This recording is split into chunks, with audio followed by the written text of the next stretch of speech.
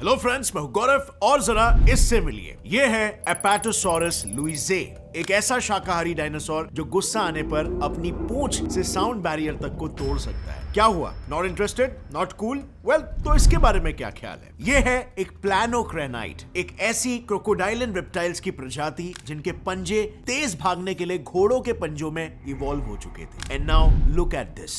ये है चैरिप्टिस, जो एक वक्त पर समुद्र में बवंडर क्रिएट करके ग्रीक नावों को डुबाने के लिए बदनाम था। और आज के इस वीडियो में दोस्तों हम एक्सटिंक्ट एनिमल्स की कुछ ऐसी खूबियों के बारे में बात करने वाले हैं जो totally out of this world है। Like take a look at this organism for instance. इसे कहते हैं हेलुसिजीनिया। ये एक अंगूठे जितना वर्म है जिस पर साइंटिस्टों ने अपने जिंदगी के 50 साल खर्च कर दिए जस्ट टू फाइंड आउट कि उसका सिर कौन सी तरफ है और उसका टेल कौन सी तरफ है। जी हाँ, नॉट किडिंग। साल 1977 में ब्रिटिश पेलियोंटोलॉजिस्ट साइमन कॉनवॉय मॉरिस ने कनाडा के बुर्गे शेल इलाके में जब इस हेलुसिजीनिया का पहला फॉसिल देखा, तब अगले ऑलमोस्ट 15 सालों तक वो इस स्पेसिमेन को उल्टा रखकर इस पर स्टडी करके रहे। मामले की गहराई को समझ रहे हो? एक प्रोफेशनल पेलियोंटोलॉजिस्ट जिसका काम ही है फॉसिल्स को आइडेंटिफाई करना, उसका ये हाल था। नतीजा, आगे की जाने वाली सक्सेसिव स्टडीज में रिसर्चर्स को मजबूरन इलेक्ट्रॉन माइक्रोस्कोप की मदद लेनी पड़ी, through which they found out कि उस फॉसिल के एक एंड पर कुछ इस तरह के डरावने तार थे। एनी गेसेस वो कौन सा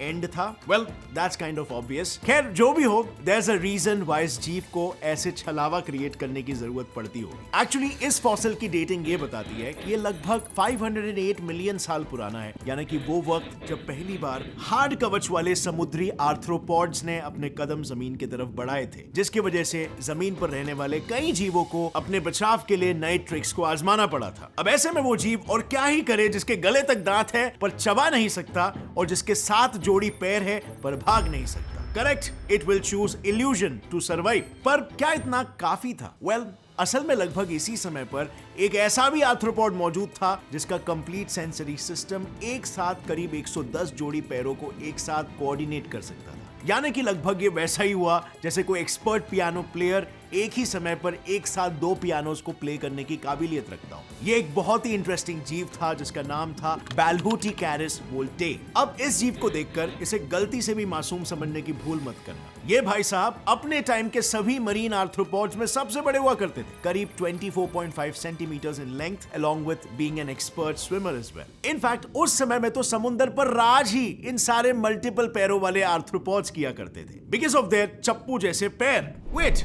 व्हाट? वो क्या था?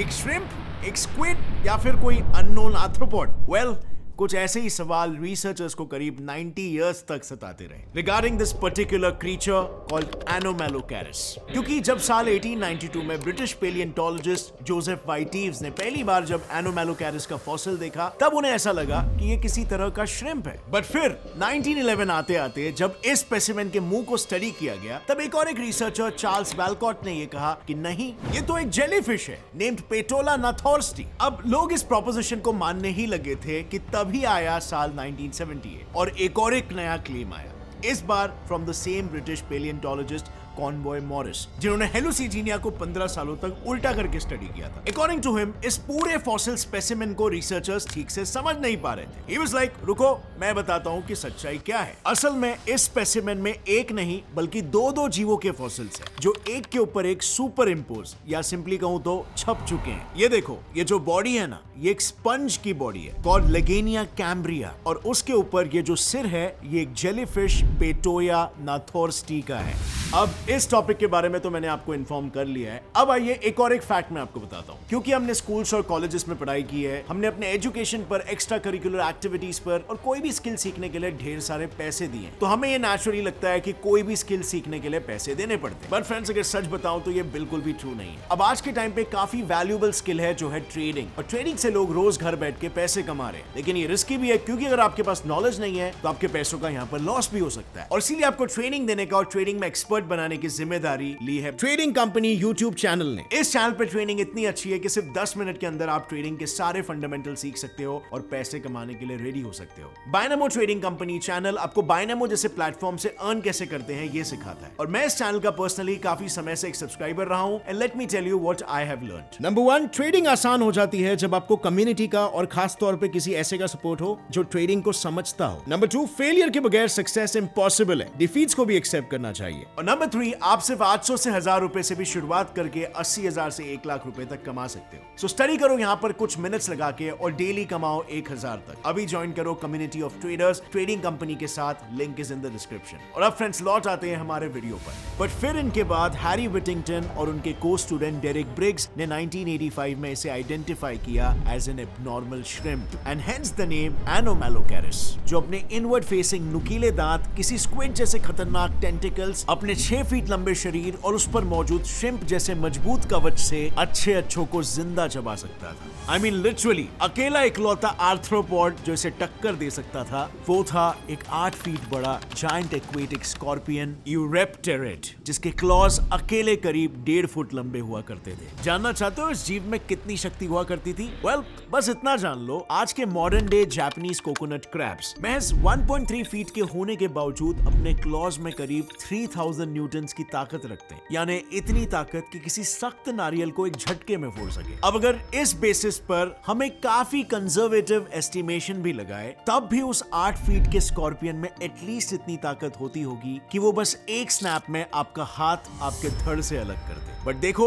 ये बात हो रही है आज से लगभग 467 से 458 मिलियन साल पहले की। उसके बाद इन सभी नामी ग्रामी एपेक्स प्रेडेटर्स के साथ क्या हुआ, ये आई थिंक हम सभी को पता है। जी हाँ, एक के बाद एक 2 बड़े मैस एक्सटिंक्शंस। पहला वाला एंड ओर्डोविशियन और दूसरा एंड डेवोनियन, जिसमें ओवरऑल क्लाइमेट चेंज और उससे घटते डिसॉल्व्ड ऑक्सीजन की वजह से समुद्र के ज्यादातर जीव मारे गए। नतीजा, दौर आया कुछ नए जमाने के जीवों का जो कुछ इस तरह दिखते थे। एनी गेसेस, आज के जमाने के कौन से जीव इनके वंशज हो सकते हैं? या रेप्टाइल्स। दीज आर एक्चुअली सिनैप्सिड्स, हम इंसानों के पूर्वज। आई नो इन्हें देखकर ये हजम करना थोड़ा मुश्किल हो रहा होगा, but to clear your confusion जरा इस फाइलोजेनेटिक ट्री पर नजर डालो जो डीएनए मैच के बेसिस पर बनाई जाती है। यहाँ पर आप ये साफ साफ देख सकते हो कि सिनैप्सिड्स और रेप्टाइल्स एक दूसरे से बहुत पहले ही अलग हो चुके थे। हालांकि मैमल्स, ये पूरा ग्रुप ही उन अर्ली सिनैप्सिड्स में से एक नॉन मेमेलियन सिनैप्सिड से अलग होने से पैदा हुआ है। आसान शब्दों में कहूं तो रेप्टाइल्स भले ही आज से 305 मिलियन साल पहले सिनैप्सिड्स के सेकंड या थर्ड कजिन्स रहे होंगे, लेकिन हम मैमल्स तो उनका खुद का खून है, उनके खुद के वंशज। असल में क्योंकि रेप्टाइल सिनैप्सिड से बहुत पहले ही अलग हो चुके थे, रेप्टाइल्स को ऑलरेडी एक हेड स्टार्ट मिल चुका था, जबकि दूसरी तरफ हम मैमल्स अभी तक बस बेबी स्टेप्स ले रहे थे। नतीजा,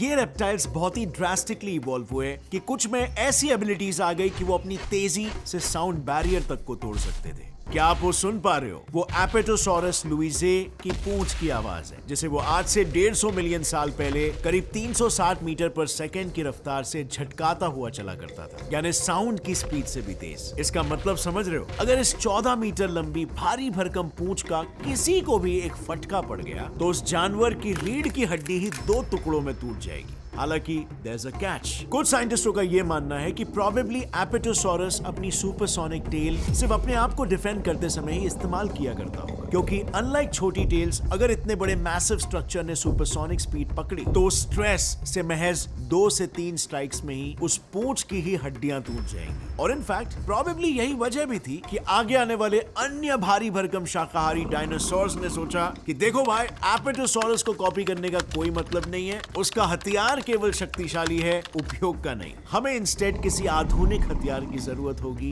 एंड इफ नॉट एटलीस्ट एक हैमर की। इसका नतीजा मिलिए इनसे। ये है लेट क्रिटेशियस पीरियड के जीते जागते आर्मी टैंक एंकिलोसॉरस, जो आज से 68 मिलियन साल पहले पूरे पैसिफिक नॉर्थ वेस्ट रीजन की पेट्रोलिंग किया करते थे। सिंपली बिकॉज डिफेंस के लिए इनके पास था एक पत्थर जैसा टफ बॉडी आर्मर और ऑफेंस के लिए इनके पास था एक फुल फ्लेज्ड हथौड़ा, हैमर। आप मानोगे नहीं, पर एक समय पर इनका खौफ इतना ज्यादा हुआ करता था कि कुछ प्रेडेटर्स तो जमीन छोड़कर आसमान में शिकार करने लग गए थे। इवन दो मॉडर्न बर्ड्स के विपरीत उनकी हड्डियां हॉलो तक नहीं थी to help them fly. Yes, मैं बात कर रहा हूँ उड़ने वाले डायनासोर्स टेरोसॉरस की, या यूं कहूं तो मोर स्पेसिफिकली हैट्सेगोप्टेरिक्स थैम्बीमा की, जो सभी टेरोसॉर्स में से सबसे बड़ा हुआ करते थे, एटलीस्ट एक जिराफ जितने बड़े। व्हाट्स वर्स, पंख पूरे खोलने पर इनका टोटल विंग स्पैन करीब एक फुल साइज वोल्वो बस जितना हो जाता था, और इनका सर अकेला ही 5.5 फीट की लंबाई को अचीव कर लेता था। यानी अगर मैं बगल में खड़ा हो जाऊं तो लगभग जमीन से मेरे कंधे तक, इतनी लंबी इसकी खोपड़ी।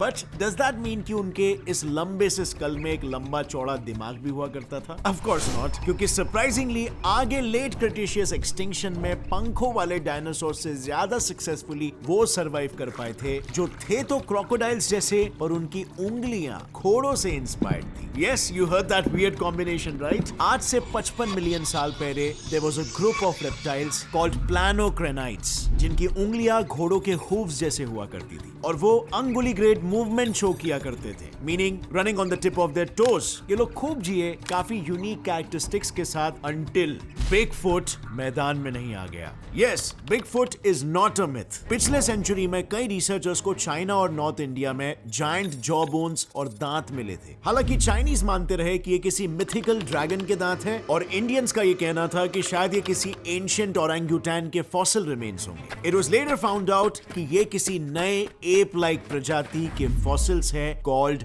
जाइजेंटोपिथेकस, जो करीब 12 से 8 मिलियन साल पहले तक पृथ्वी पर घूमा करते थे। उनका कद करीब 3.5 मीटर और उनका वजन करीब आधा टन। अब एक गोरिल्ला ही इतना ताकतवर होता है कि इंसान के चिथड़े उड़ा दे, तो ये लो आगे आपके 3.5 मीटर लंबे 500 किलो वाले गोरिल्लास। लेकिन इंटरेस्टिंगली एक रीसेंट रिसर्च ये कहती है कि जाइजेंटोपिथेकस प्रोबेबली जायंट मांसाहारी एप्स नहीं, बल्कि जायंट शाकाहारी पैंडास थे, जिन्हें बैम्बूस खाने में ज्यादा इंटरेस्ट हुआ करता था। Anyway friends, let's move on to our final creature, जिसका आप सभी को बेसब्री से इंतजार है। चैरिप्टिस, एक ऐसा सी मॉन्स्टर जिसने कई सालों तक ग्रीक सेलर्स की रातों की नींद उड़ा कर रख दी थी। हालांकि फिर साइंस में तरक्की के बाद पता चला कि सदर्न इटली के स्ट्रेट ऑफ मेसिना में टाइडल करंट्स एक दूसरे से टकराते ही ऐसे हैं, जिसकी वजह से वहां पर नेचुरली पानी में स्ट्रॉन्ग व्हर्लपूल्स बनते हैं, enough to drown small ships. अर्थात ऐसा कोई सी मॉन्स्टर कभी था ही नहीं, ये तो बस एक एंशिएंट ग्रीक लेजेंड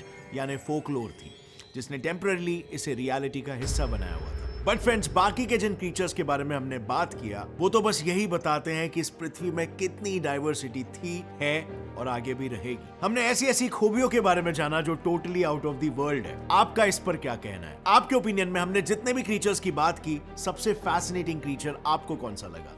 लिखिए अपना जवाब नीचे कमेंट सेक्शन में, और अगर इस वीडियो से आपको कुछ भी नया जानने मिला, एक लाइक जरूर ठोकना।